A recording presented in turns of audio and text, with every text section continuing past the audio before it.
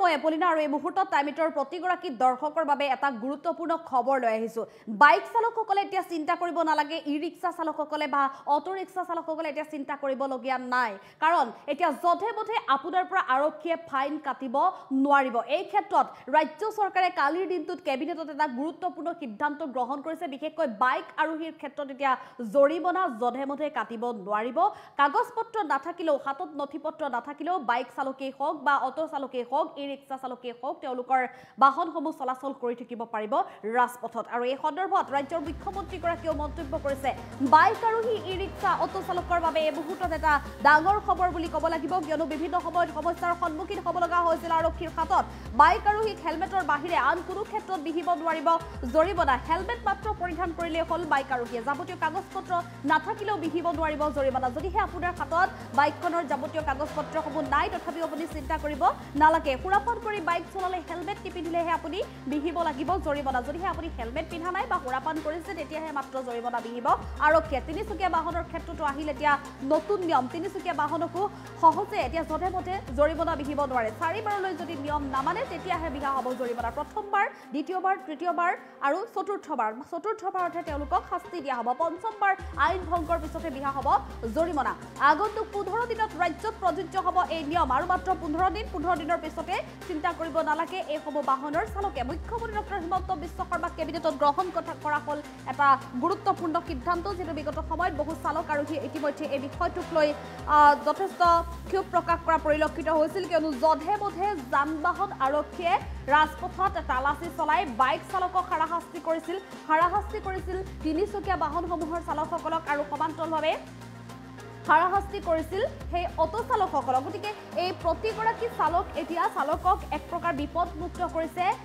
ৰাজ্য চৰকাৰৰ তৰফৰ পৰা প্ৰত্যেকৰ সমস্যাৰ প্ৰতি ভ্ৰূক্ষেপ কৰি আচলতে ৰাজ্য চৰকাৰে এই গুৰুত্বপূৰ্ণ সিদ্ধান্ত গ্ৰহণ কৰিছে বিগত সময়ত যিসমূহ বাইক চালকেই হওক বা তিনিচকীয়া বাহনৰ চালকেই হওক তেওঁলোকে যান বাহন আৰক্ষীৰ কঠোৰ শাস্তিৰ সন্মুখীন হ'ব লগা হৈছিল জধে মধে একাংশ যান বাহন আৰক্ষীয়ে হাৰাশাস্তি কৰি আহিছিল এইসমূহ দুচকীয়া বাহনৰ চালক তিনিচকীয়া বাহনৰ চালক ই ৰিক্সাৰ চালকক গতিকে এতিয়া কিন্তু বাইক চালক বা ই ৰিক্সা চালক অটো চালকক জধে মধে হাৰাশাস্তি কৰিব নোৱাৰিব যান বাহন আৰক্ষীয়ে হাৰাশাস্তি কৰিলে কিন্তু ইয়াৰ বিপৰীতে আৰক্ষীয়ে কঠোৰ শাস্তিৰ সন্মুখীন হ'ব লাগিব বিশেষকৈ বাইক চালকসকলে এতিয়া মাত্ৰ তেওঁলোকে চালক আৰু আৰোহী দুয়োজনে হেলমেট পিন্ধিব লাগিব আৰু যেতিয়া চলাই তেওঁলোকে সুৰা সেৱন নকৰিলে হ'ল আৰু ইয়াৰ বাবে তেওঁৰ বাইকত যদি প্ৰয়োজনীয় নথিপত্ৰ নাথাকে তেনেহ'লে আৰক্ষীয়ে জৰিমনা বিহিব নোৱাৰিব বা আৰক্ষীয়ে কঠোৰ শাস্তিও দিব নোৱাৰিব যেহেতু বিগত সময়ত কোৱা হৈছিল যে প্ৰতিগৰাকী দুচকীয়া বাহনেই হওক বা চাৰিচকীয়া বাহনেই হওক তেওঁলোকৰ বাহনৰ প্ৰতিখন কাগজ পত্ৰ লগত ৰাখিব লাগিব চেকিঙৰ সময়ত তেওঁলোকে দেখুৱাব লাগিব এই কথা কোৱা হৈছিল কিন্তু এতিয়া সেইটো নহয় যান বাহন আৰক্ষীয়ে মাত্ৰ লক্ষ্য কৰিব যে বাইক চালকে হেলমেট পিন্ধিছে নে নাই আৰোহীয়ে হেলমেট পিন্ধিছে নে নাই যদিহে হেলমেট পিন্ধা নাই তেতিয়াহে তেওঁক শাস্তি দিব পাৰিব বা তেওঁলোকে যেতিয়া চেকিং চলাই চেকিঙত যেতিয়া তেওঁলোকৰ সুৰা সেৱন কৰিছে নেকি লক্ষ্য কৰিব লাগিব আৰক্ষীয়ে বস আৰক্ষীৰ বাইক চালকৰ ক্ষেত্ৰত মাত্ৰ সেয়াই কাম অন্য কোনো কাৰণতে জৰিমনা বিহিব নোৱাৰিব বাইক চালকক আৰু সমান্তৰালভাৱে ই ৰিক্সাসমূহৰ চালকসকল আচলতে বিভিন্ন সময়ত সমস্যাৰ সন্মুখীন হৈ আহিছিল কিন্তু এতিয়া ই ৰিক্সাৰ চালকসকলেও কোনো কাৰণত চিন্তা কৰিবলগীয়া কাৰণ নাই ই ৰিক্সা চালকসকলকো জধে মধে এতিয়া জৰিমনা ভৰিব নোৱাৰে আৰক্ষীয়ে জৰিমনা বিহিব নোৱাৰে আৰক্ষী আৰু অটো ৰিক্সাসকলৰ ক্ষেত্ৰতো এতিয়া সহজেই জৰিমনা বিহিব নোৱাৰিব কিয়নো সুবিধা দিয়া হৈছে 4 বাৰকৈ সুবিধা দিয়া হ'ব 4 বাৰকৈ যদি তেওঁলোকে নিয়ম নামানে তেনেহ'লে সেই জৰিমনা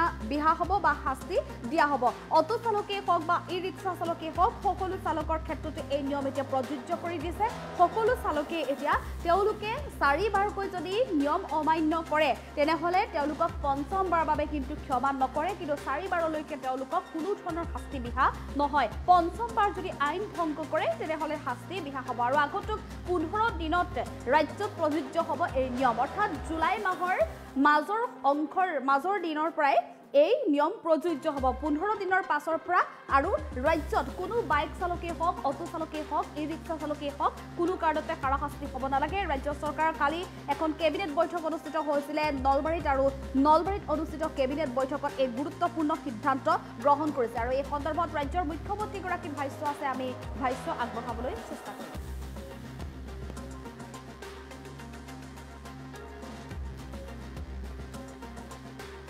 আমাৰ বিভিন্ন সংবাদ মাধ্যমত সাধাৰণতে এটা অভিযোগ উঠা যায় যে আমাৰ পৰিবহন আৰু ট্ৰেফিকৰ পুলিচসকলে সৰু সৰু অটো ৰিক্সা চালক আদিক ফাইন আদিৰ কাৰণে দিগদাৰি কৰে বা আমনি কৰে, তাৰ ফলত দুখীয়া মানুহখিনিৰ কষ্ট হয়। আজি কেবিনেটত আমি দুটা সিদ্ধান্ত লৈছোঁ যে বাইকৰ আৰোহীক টু হুইলাৰত এক্সেপ্ট হেলমেট আন কোনো কথাত ফাইন কৰিব নোৱাৰিব। অকল হেলমেট নিপিন্ধিলে ফাইন হ'ব, বাকী আৰু কাগজ নাই পত্ৰ নাই এইবিলাকত যিটো ফাইন কৰে সেই ফাইনটো আৰু এতিয়াৰ পৰা নকৰিব। যদি কাৰোবাৰ কাগজ নাই তেতিয়া তেওঁলোকক নোটিছ দিব, তেওঁলোকে কাগজ ঠিক কৰিব, কিন্তু ফাইন নলয় গভৰ্ণমেণ্টে। তাৰ এটা SOP ট্ৰান্সপৰ্ট ডিপাৰ্টমেণ্টে ৰিলিজ কৰিব। দ্বিতীয়তে অটো ৰিক্সা ৰিক্সা যিকোনো তিনি হুইলাৰ তিনিচকীয়া যুক্ত গাড়ীক 4 বাৰকৈ তেওঁলোকে ৰিপিটেড অপৰাধ নকৰালৈকে তেওঁলোকৰ পৰা কোনো ফাইন নোলোৱাৰ সিদ্ধান্ত লৈছে। মানে এজন অটো ৰিক্সা বা এটা ই ৰিক্সা বা এজন ৰিক্সা চালকে 4টা ফাইন কৰাৰ পিছতহে 5 নম্বৰ বাৰতহে তেওঁলোকৰ পৰা ফাইন ল'ব পাৰিব। 4 বাৰ আমি তেওঁলোকক ৱাৰ্ণিং দিম। 4 বাৰ ৱাৰ্ণিং দিয়াৰ পিছতো যদি তেওঁলোকৰ ভুলটো তেওঁলোকে কৰিয়ে থাকে তেতিয়াহ'লে 5 নম্বৰ বাৰতহে তেওঁলোকৰ পৰা ফাইন লোৱা যাব। আৰু তেনেকে মটৰচাইকেল স্কুটি আদিৰ পৰা এটাতে খালি ফাইন লোৱা যাব হেলমেট নিপিন্ধিলে, বাকী আন কথাত আমি তেওঁলোকৰ পৰা ফাইন নলওঁ। ইয়াৰ ওপৰত ট্ৰান্সপৰ্ট ডিপাৰ্টমেণ্টক নিৰ্দেশ দিয়া হৈছে যে আপোনালোকে এটা SOP বনাই অহা 15 দিনৰ ভিতৰত আপোনালোকে প্ৰকাশ কৰক, যাতে অটো ৰিক্সা ৰিক্সা ই ৰিক্সা এওঁলোকে যাতে ফাইন আদিৰ পৰা ৰক্ষা কৰিব খোজে। আমি এনে হিচাপ কৰি চাইছিলোঁ যে ইয়াত ফাইনৰ নামত চৰকাৰে যোৱা গোটেই 3 বছৰত 6-7 কোটি টকাও পোৱা নাই। গতিকে 6-7 কোটি টকাৰ কাৰণে আমি মানুহক হুলস্থুল কৰি থকাৰ কোনো অৰ্থ নাই। কিন্তু তেওঁলোকে যদি ভুল কৰি থাকে তেওঁলোকৰ আমি বেলেগ ধৰণৰ আন ব্যৱস্থা ল'ব পাৰিম। টকা লোৱাৰ পৰিৱৰ্তে আন যি এক্টত আছে আন আমি আইনী ব্যৱস্থা ল'ব পাৰিম, কিন্তু ফাইনটো নোলোৱাকৈ বেলেগ ব্যৱস্থাবিলাক আমি ল'ম। ফাইনটোলৈকে আমি নাযাওঁ, যাতে মানুহৰ মাজত ধাৰণা নহয় যে চৰকাৰে বিভিন্ন টকা পইচা এই দুখীয়া মানুহবিলাকৰ পৰা সংগ্ৰহ কৰি আছে। আমি বাইকৰ ক্ষেত্ৰত গাড়ীৰ ক্ষেত্ৰতো ফাইন হ'বই।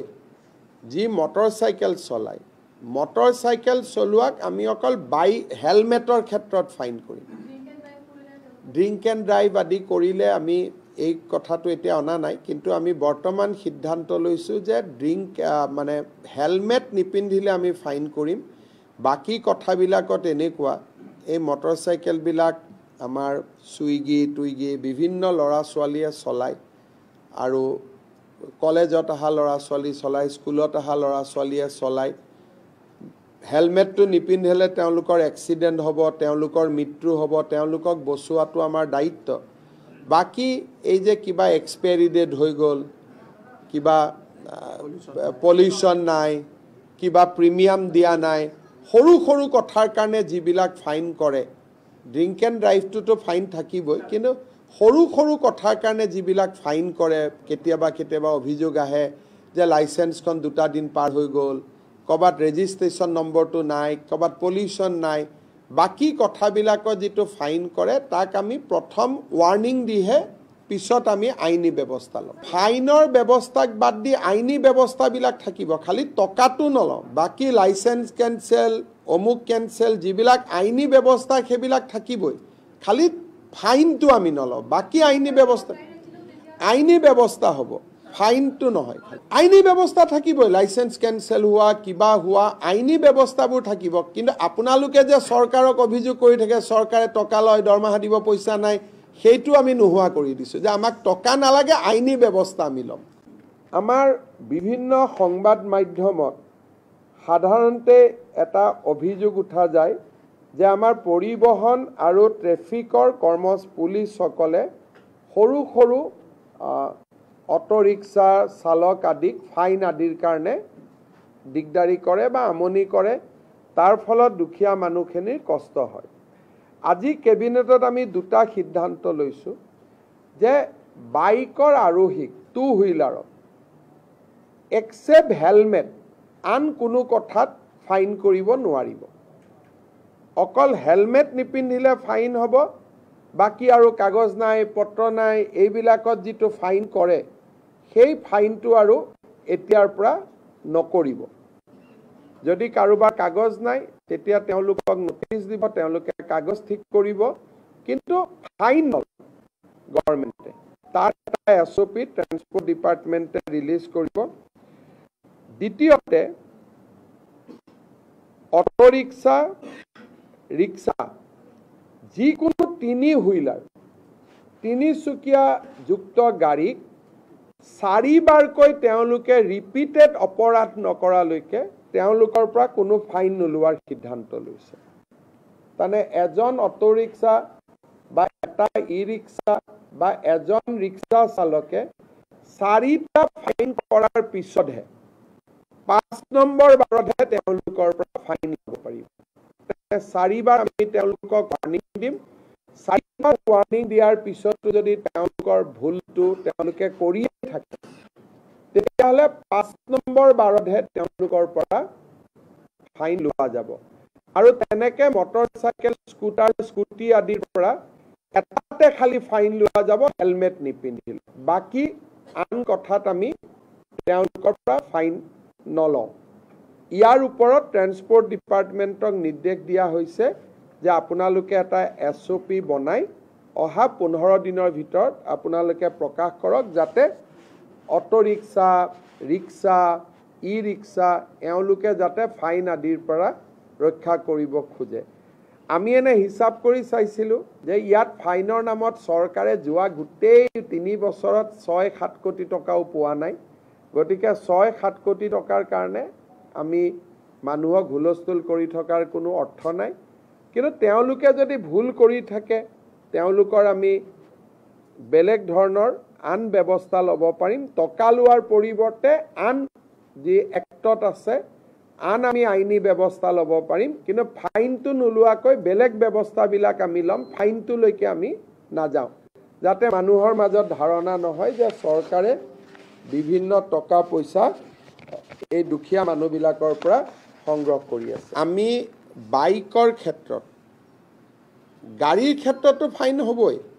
যি মটৰ চাইকেল চলায় মটৰ চাইকেল চলোৱাক আমি অকল হেলমেটৰ ক্ষেত্ৰত ফাইন কৰিম। ড্ৰিংক এণ্ড ড্ৰাইভ আদি কৰিলে আমি এই কথাটো এতিয়া অনা নাই, কিন্তু আমি বৰ্তমান সিদ্ধান্ত লৈছোঁ যে হেলমেট নিপিন্ধিলে আমি ফাইন কৰিম।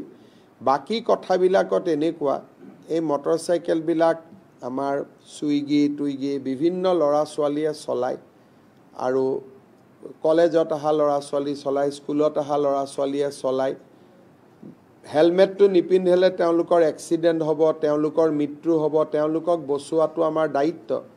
বাকী এই যে কিবা এক্সপায়াৰী ডেট হৈ গ'ল, কিবা পলিউশ্যন নাই, কিবা প্ৰিমিয়াম দিয়া নাই, সৰু সৰু কথাৰ কাৰণে যিবিলাক ফাইন কৰে, ড্ৰিংক এণ্ড ড্ৰাইভটোতো ফাইন থাকিবই, কিন্তু সৰু সৰু কথাৰ কাৰণে যিবিলাক ফাইন কৰে, কেতিয়াবা অভিযোগ আহে যে লাইচেন্সখন 2টা দিন পাৰ হৈ গ'ল, ক'ৰবাত ৰেজিষ্ট্ৰেশ্যন নম্বৰটো নাই, ক'ৰবাত পলিউশ্যন নাই, বাকী কথাবিলাকত যিটো ফাইন কৰে তাক আমি প্ৰথম ৱাৰ্ণিং দিহে পিছত আমি আইনী ব্যৱস্থা ল'ম। ফাইনৰ ব্যৱস্থাক বাদ দি আইনী ব্যৱস্থাবিলাক থাকিব, খালি টকাটো নলওঁ। বাকী লাইচেন্স কেঞ্চেল, অমুক কেঞ্চেল, যিবিলাক আইনী ব্যৱস্থা সেইবিলাক থাকিবই, খালি ফাইনটো আমি নলওঁ। বাকী আইনী ব্যৱস্থা হ'ব, ফাইনটো নহয়। আইনী ব্যৱস্থা থাকিবই, লাইচেন্স কেঞ্চেল হোৱা, কিবা হোৱা, আইনী ব্যৱস্থাবোৰ থাকিব। কিন্তু আপোনালোকে যে চৰকাৰক অভিযোগ কৰি থাকে চৰকাৰে টকা লয়, দৰমহা দিব পইচা নাই, সেইটো আমি নোহোৱা কৰি দিছোঁ, যে আমাক টকা নালাগে, আইনী ব্যৱস্থা আমি লওঁ।